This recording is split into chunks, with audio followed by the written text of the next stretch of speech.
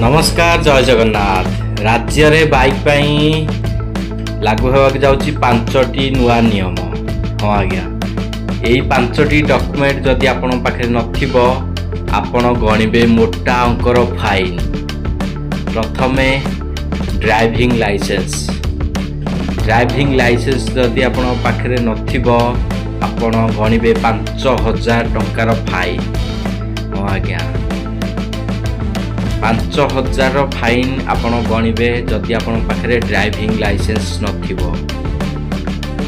जदि आपण bike चलाउछंती driving licence निहाती करनियंतु। सेकेंड रे आसिला इंश्योरेंस। जदि आपण पाखे इंश्योरेंस नाही आपण एबे इंश्योरेंस करनियंतु। इंश्योरेंस जदि करनथबे 2000 टंका फाइन गणिबे। थर्ड रे आसिला पॉल्यूशन सर्टिफिकेट। हाँ आज्ञा जदि आप पॉल्यूशन करना एबे ही पॉल्यूशन करनियंतु। जदि आपन को ट्रैफिक पुलिस धरे जदि आप पॉल्यूशन सर्टिफिकेट न करथांती 5000 टंकार फाइन आपन को दबाकू पड़िबो। हाँ आज्ञा फोर रे आसिला फिटनेस सर्टिफिकेट।